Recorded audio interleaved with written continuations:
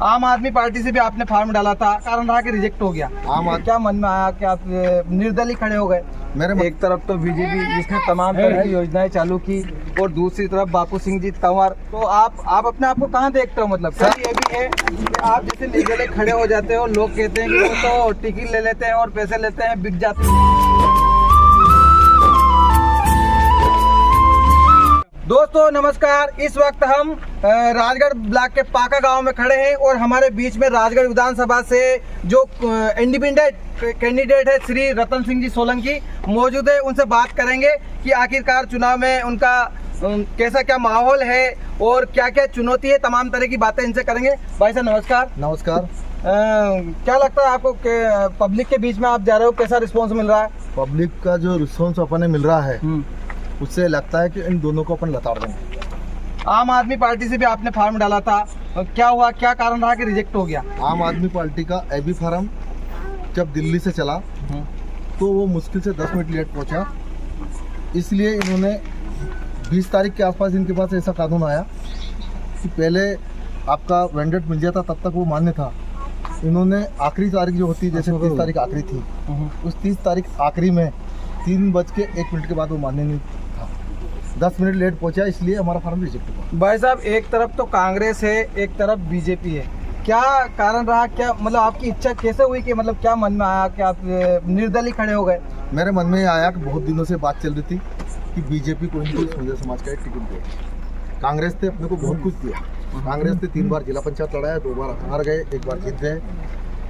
2 सांसद के चुनाव लड़ाए लोकसभा, 1 बार जीत गए, 1 बार हार गए।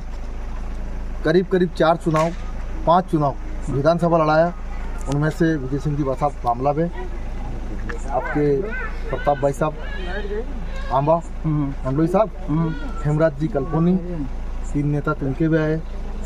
वकील साहब मामला में वाले हार गए, वहाँ कोई गम नहीं।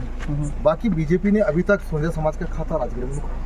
आपका ये कहना है कि सोंदिया समाज में बीजेपी टिकट नहीं देती? ये है।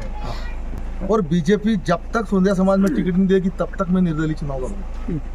भाई साहब एक तरफ तो बीजेपी जिसने तमाम तरह की योजनाएं चालू की और दूसरी तरफ बापू सिंह जी तंवर, हमारे साथ सारी समाज जुड़ी हुई है। एक समाज से अपन चुनाव नहीं जीत सकते, जितनी समाज 36 कौम अपने साथ है। आप जो गांव-गांव में प्रचार करने जा रहे हो, किन मुद्दों को लेकर जा रहे हो? जनता से अगर पब्लिक की जो समस्या होगी, हमारा लायक जो हो, उसके लिए रात के 1 बजे हम खड़े हैं उनके साथ। जब भी चाहो हमेशा पब्लिक के साथ रहते हैं। भाई साहब आप तो गांव के हैं, नेता लोग जब चुनाव होते हैं तब तो आते हैं सर पर, लेकिन चुनाव कोई पार्टी से नहीं है, उसके बावजूद भी अगर कोई आदमी ने अपन से कोई उम्मीद करी तो आज तक अपन ने पीछे नहीं छोड़ा। मान लो पब्लिक ने आपको विधायक बना दिया जी, आप जीत गए, क्या करोगे जनता के लिए? सबसे पहले स्वास्थ्य, शिक्षा, सड़क, बिजली और उसके बाद जो पब्लिक की समस्या उस पर सबसे पहले ध्यान दें। आश्वस्त है? क्या लगता है आप जीत जाएंगे? बिल्कुल जीत जाएंगे, क्यों नहीं जीत जाएंगे? किस भरोसे पे? क्यों नहीं भरोसा है मैं पूरी पब्लिक पे। देखो दोनों तरफ दोनों लोगों को का पट्टे हो चुके हैं, इधर से बापू सिंह जी का हो गया, अलग से अमर सिंह जी को हो गया। बीच में जितनी जनता है जो उन दोनों से नाराज है वो सब वोट हमारा है। भाई साहब दूसरा सवाल ये है, आप चुनौती किसको मानते हो, कांग्रेस को या बीजेपी को? मैं चुनौती बापू सिंह जी को मानता हूँ। मतलब कांग्रेस को मानते हो? जी। अच्छा अमर सिंह जी को नहीं, यहाँ पर बीजेपी ने तो बहुत सारी योजनाएं चलाई, योजना तमाम तरह की योजना। मामा जी कल चाटोखेड़ा में आए थे, वो बोलते गए कि 3000 करेंगे, भी भले 5000 कर दे, पर जनता संतुष्ट नहीं है श्रीमान। भी यहीं से जनता से लेकर जनता ही दे रिया, इसके बाद आपका फोन अटेंड करने वाला नहीं है बीजेपी के पास। और इतना ले लिया, 40% रिश्वत में बीजेपी चल रही और उसके बावजूद कह रही कि आपको ये दे रहा, तो कैसे मान लेंगे? आपकी बहन को दे देंगे और जी से आपको 15,000 को बिल पकड़ा देंगे, लगाओ चक्कर। ये भी है कि आप जैसे निर्दलीय खड़े हो जाते हो, लोग कहते हैं कि वो तो टिकट ले लेते हैं और पैसे लेते हैं, बिक जाते हैं। बिग बो वाला तो बीच में बैठ जाता, मैं 2 तारीख में उठा लेता बाहर, बिग बो वाला में से होता तो।